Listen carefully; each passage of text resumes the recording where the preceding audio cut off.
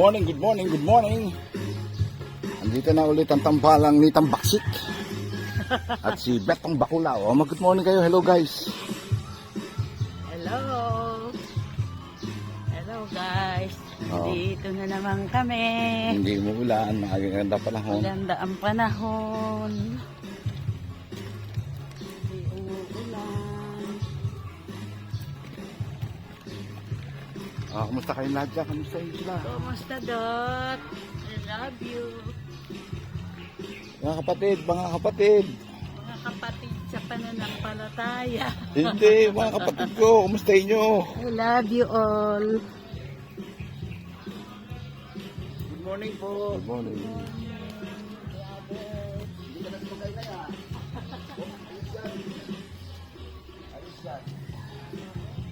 Ako dati nakawin sa din po ako, ngayon wala na. Ayos ah. Oo. Oh. Ano ako, kidney patient na po ako. Ito dialysis ko. Praise God. Hallelujah. Kung galing ako sa Liti, hindi na ako makalakad po. Oh. Pero ngayon, tingnan mo. Oo nga. No? Lagi ako nag-exercise dito. Ah, Bukas, dialysis ko. 3 times a week. Ay, gano'n. Grabe. Wow. Stage 5 po. Ha? Stage 5. Oh? Pero naka-recover na kasi ngayon ang hata ko mababa na. 0.8, 0.6, ganun lang. Kasi titipid sa tubig. Kung ano yung mga bawal, sundin mo lang. Bawal na karne, no? Po, Anong naging sakit mo? kidney. Sa kidney? Stage 5. Sa kuwait pa ako, may sakit na ako. Na, ano kasi ako sa Iraq Kuwait. Nasayan ako sa army. Marami kang iniinom na gamot? Ngayon ho. Hindi, nung nagkasakit ka. Nung nasa abroad ako, walang resita ng doktor. Nangihingi lang ko nung sa mga tauhan ko. Mayroon ba kayong ano dyan, yung pain reliever? Yun. Doon na ako Saan ka nakarating sa abroad? Sa ano ho, Kuwait, Iraq yung assign ko po. Iraq. Iraq. Napakadelikadong bansa. Oo. Grabe. Yan, galing lang sa Tutukan ako ng iki ng mga Iraqi. Meron na kayong mag-arabic? Kunti po. Siyempre, yun ang, ano lang, basic lang doon sa, pupunta ka ng city, pupunta ka ng Kuwait City, para Arabo naman mga kausap mo. Pero lang sa, talagang matuto ka kahit kunti. Ay, konti. Basic. Oo. Noong una, hindi ko interesado na matuto sa dahil parang ang hirap. Hirap Pangalan nga, sinusunod ko yung pangalan ko sa ID, hindi ko makuha yung paatras eh. Baliktad yung sulat nila. Ilang taon kayo sa Saudi? Ano tagal? Ilang taon kayo sa Saudi? May 20 years. Grabe. Ako 13 years. Kasi pag-alis ko sa Iraq, 16 and a half years. Natapos na yung kontrata nung nagkano sa Iraq. Nag-ano ako sa Hyundai. Nag-operate ako ng heavy equipment. Kaya tumagal din ako sa Kuwait ng 13, halos 13. Tama yung matindi, nakabulit ko po ako. Magulo doon eh. Magulo talaga. Naambos kami. Galit na galit kami yung mga Iraqi sa mga empleyado ng US. Damay-damay mo. Ang Pilipino sa Iraq, ginto yan sa Iraqi. Pag nakakuha nila yan, ginto yan. Tingnan mo, naalala mo si Angelo de la Cruz? Yun. Si Angelo de la Cruz, ang company noon, bali pipitsugin lang, isang truck lang papunta ng Iraq, babiyahe, pabalik. Kami ho hindi, 45 tankers, isang kumboy. May kumboy commander ako. Hawak ko yung 45 trucks na load ng 36,000 liter. May 5 pa akong backup. Mercedes-Benz po lahat truck namin. Puro brand new. Good morning po. Good morning. Good morning. Good morning. Good morning. Kumitintat-tintat ka. Ito nakakalakad na si nanay, no? Exercise. Talagang malaking bagay po. Kasi ako, tingnan mo, hindi ako magkatayo. Pagdating ko galing dito. Ang creatinine ko, umabot ng 2004. Patay na ako. Hinimatay na ako dito sa bahay. Tinakbo ako sa hospital dito sa Uri. Hindi ako tinanggap.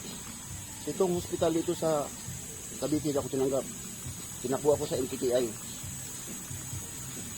Kailan yun? 2000 na yun. Ito lang, itong Bago lang. magdalawang taon na lang, magdalawang taon. Itong November, magdalawang taon na po. Ayos, eh. Tinan mo, parang muli ako, at tinan mo, kung iba nag-dialysis, nangiting, di ba? Oo. Sa akin, parang namula pa ang balat ko. May tinuro sa akin yung kasama ko kanina matanda. Ang anak niya dati, kidney bill. 7 years nila namatay. Pero ang may ginamit sila na na iniinom na yung baking soda, isang patak lang sa baso, inimin mo. Malaking bagay, dali ka pawisan. Gano'n. O, yun, tinisting ko isang buwan. Parang, Gumanda naman. ayos naman ang dati pa ako, pero medyo may nag-effect yung sinabi. Kasi naging alkaline yung tubig. Oo. Ngayon kailangan ng katawan eh. Oo. Parang siya Search acid. mo isip mo minsan sa Google. Google kung ano yung effective Oo, ng alkaline. Naging alkaline. Alkaline yung tubig. Yun ang iniinom ko. Yung Medyo, dapat iniinom ng tao. kunti lang naman yung niya, magbabago lang lasa. Pero, gamot. Yun talaga. Nakakalakas yun. Ha? Nakakalakas. Oo. Wala nga maniwala sa akin yan sa pag pumunta ako ng kidney center, kasama ko si misis ko. Oo. Si misis yung napagkamalan i-dialysis. Kasi ang payat. Eh ako, sabi nung nagbibinta ng injection, sir, saan kumukuha si misis mo ng pang-injection? Bakit? Bibinta ka sa mayroon, no? Kasi excess na doon sa binigay sa kanila. Sabi ko, hindi ako nag-dialysis. Hindi si misis nag-dialysis, ako nag-dialysis. Nila, hindi nga nila alam mga kilala ko dito, kung di ko sabihin. Hindi naman halata eh. Hindi halata kasi halos ako dito nagpapainit-painit ko lagi. Ilang taon po ka na eh? 90. Parang si Imelda na. Kayo. 63 pa po. Kasi gidan mo lang yung panganay ko. Sinanay ko, 84, nasa probinsya. Doon ako Kay probinsya. Actually, sa Zamboanga kami, Zamboanga. Parang sa Bacano, Paris-Paris si Salita. Kayo? Tarlac. Sa Tarlac. Kababae namin si Linoy. Sa Tarlac, nakapunta ako dyan, daanan ko yung Concepcion. Oo, Concepcion kami. Kasi yung Sual Power Plant, Sual, diyan ako nagtrabaho, yan ang company ko. Yung kuryente na malaki. Coal Power Plant, Miran Power Plant. Ngayon ang probinsya nito. Concepcion Tarlac. Probinsya. Nadadaanan ko yung Concepcion, Santa Lucia. Pero nung umuwi ako, nag-iba yung daan kasi marami ng bagong daan. Naligaw ako. Meron akong nadaanan na galing ako ng Libesya, napunta ako ng Zambales. Kala ko pa uwi.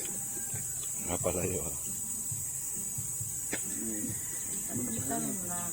Bago ko nakarating yung dadaanan mo. Bamban, Mabalakat. Bamban, dyan yung ngayon yung viral na New York, no? Oo. Big time pala yan. Chinese. Saka sila ng Pogo. Ginano nga eh. Sinabi nga, sino ba nagsabi sa kanya na, ano ka ba, spy ka ba? Diba yung sa Senado?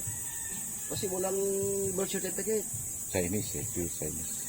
Delikado kasi yung mga ginagawa ngayon ng mga kasi ang sa totoo lang, sa immigration, sa EDAP, mayroong mga naglalagay dyan ng mga Chinese para lang makakuha ng mga passport. Perfect. Kasi yung nagtatrabaho pa ako, kasi meron akong sasakyan na pinaupahan sa telco. Yung dito Telecom, dito Telecom, CTE, kumbay niya, andito, government natin, ang CTE, China. Yan ang company ko ngayon. Ayun. Sa Telecom, lahat ng cell site dito sa Pilipinas, sila Pwede ma-spy, no? Pwede makuha spy naman. talaga. Kasi yung buong site na galing nila sa buong Pilipinas, nakaprogram na doon sa Ano na. Kaya alam lahat ang galawan natin, no? hanggang Mindanao, sabi ko nga doon sa sakay ko. Pagdating ng Mindanao, mga bandang Marawi, Lanao, Tulok, sasampulan kayo talaga dyan. Mga mayayabang eh. Mga Chinese kasi may pera eh. Isa nga, sumakay nga sa akin, ipapatong kayong paa doon sa likod ng sasakyan. Akala mo, sa kanyang sarili sasakyan, meron akong sinababa dyan. Sabi ko, sir, bumaba ka, sir. Hindi ko, wala tayo sa kontrata na yung paa mo isampay mo di sa bastos. So, bastos eh. Sabi ko, iningat-ingatan ko yung sasakyan ko, tapos ipapatong mo lang yung paa mo. Ikaw nga, hindi, sarili mo sa akin, hindi mo wala. Hindi ka buka, pinapagpagan mo. Eh, maraming bastos ng Chinese dito. Oo, mayabang. Pagdating nga, alam mo, pagdating ng Mindanao yan, 100% masasampulan yan. Tagaroon ako eh. Alam mo yung mga Muslim dati dyan sa Hulo, Basilan, hindi ka makatayo ng cell site yan pag wala kang ibibigay. Susunugin nila yan. Dati mga PLDT, hirap na hirap ang, kaya nga nung Hulo-Sulo na yan, hirap girahin ng mga military dahil hindi sila malagyan ng cell site. Ginigiba nila yan. Nasabog, no? Oo. Ay ngayon, nang nasa lipa kasi yung dati ang doon ako nasa na doon yung isang pader na nakasulat yung Palilis. Tatalangin ako, hindi ko ako naglanat. Madalas ka ba naglalaro, Jairon? Po? Madalas ka naglalaro? Sa umaga? Ha? Kasi yung bola ko nabutas. Nabutas? Hindi malabon? Nabutas? Ano lang po, parang walang hangin. Kaya di ako makapag ano. Sige, yung paseta, oh. Pag po. Ano lang